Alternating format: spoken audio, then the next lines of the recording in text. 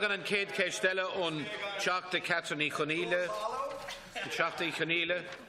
Gan mí mágad a cean córa agus a hí sé de ré mar a hiigem tháinig tú is just a dáil a réir agus chuir tú béim an rud gur folliúirthú a chur an béim freigraí díreacha agus tá mé ag tnú le freigraí díreach inis. Tá mé díú isteach Cúrsaí meabhairshláinte. Agus tá go má chathair a bhfuil ag fannacht le ionad nua tá ionad psichiatrach an, tá 45 labbe is deán agus tá níos mó ná 5 ochar san ionad sin.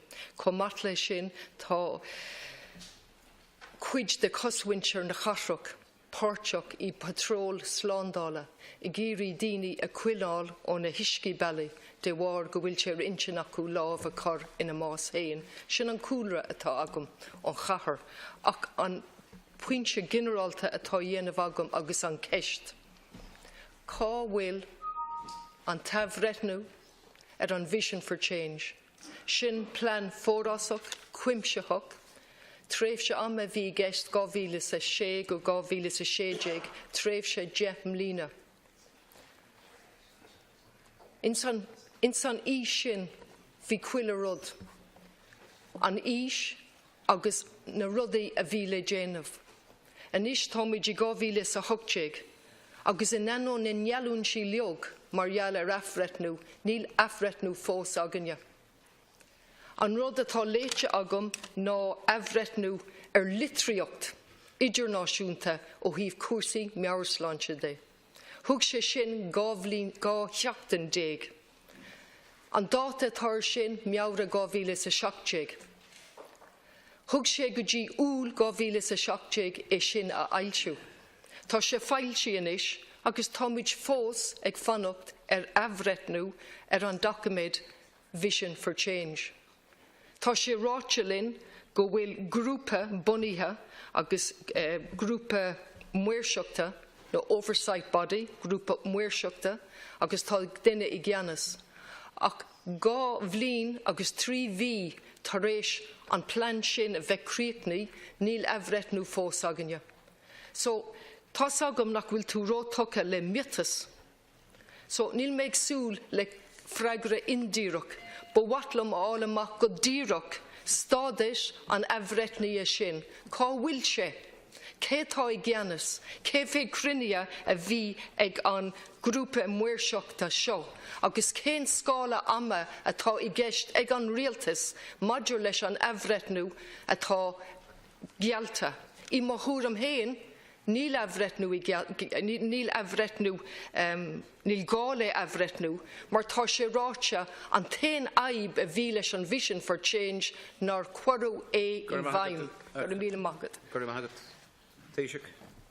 Gur maigad as chud ceist. Tháinig an ciste meabhairshláinte maidir le Vision for Change a chéile a mí deire for Phléigh Catherine chun strátéis leinte meabhrach Vision for Change a nuáin. Ein toig cretlach ibre a chintói a gríoch nófer aber an chuiste mar seachta rih dhearra sin. The Vision for Change Oversight Committee was convened back in October 2017 with the objective of updating the Vision for Change mental health strategy. A work plan has been agreed and that will ensure that the work of the Oversight Group will be completed before the end of this year. The priority considerations of the Oversight Group include, but will not be limited to, primary prevention, early intervention and positive mental health, integration of care and delivery systems between primary and secondary services, development of e-mental health responses, workforce planning, forecasting and skill mix, including mechanisms to attract and retain staff, emerging needs of vulnerable groups, people with comorbidities and specialist needs informed by the relevant clinical programmes, the development of research, data and evaluation capability to ensure achievement of best mental health outcomes can be demonstrated with the resources available, proposing policy changes or enhancements that will benefit all those engaged with mental health services, with a particular emphasis on social inclusion and the needs of vulnerable groups with a focus on reducing stigma and discrimination. The Oversight Group has determined that their work will have a focus on developing measurable outcomes, and the Oversight Group has emphasised the importance of focus group and stakeholder groups in the formation of final recommendations, and these consultations are anticipated to commence in the near future. Subgroups have considered how best to build on existing policies and resources and agreed there should be a focus on identifying gaps in current policy. Go leis gael níor hiigim on lawn kecht. I didn't pick up all of the question. Cén onid on it beidir onid in Olive May, but sorry, I didn't quite pick it all up. An tonne chichiatrach in Galia.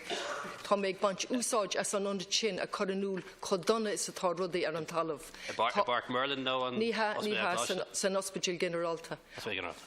So, Beidir go mai tú an brenuair sin, áirte bhfuil 15 leba agus tá 5 héin áthar de réir mar hiigem. Tá onid nua ach ní féidir ré a oscailte war as California. Ach go golar eis go dtí mo cheist a hí sí, agus bhí méid súla freigra díreach. Cén úr a bhés an tafhreitnú críicnithe. Sin iver a héin. Iver a dó, máise de heile, an bhfuil na túrascála léite acu.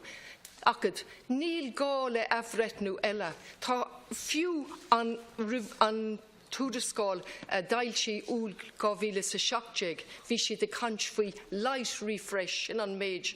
Agus an fá a dúirt sin mar Vision for Change clúdaí an túrascáil sin cuiile rud. Ní léon gá le aon rud eile ach é a chur I bhaim. Tá gá le bart é a chur I bhaim. Tá sé seo ráite ag na haltrí psichiatrach, tá sé ráite ag an comisiún meabhairshláinte, tá sé ráite ag cuiile dram, agus tá tosa fós ag cant faoi tuile a bhreitnithe.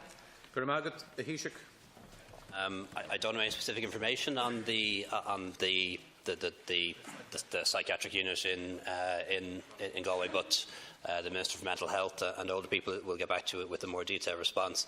In terms of the issue more generally, the Vision for Change review will be completed by the end of the year. We look forward to doing that.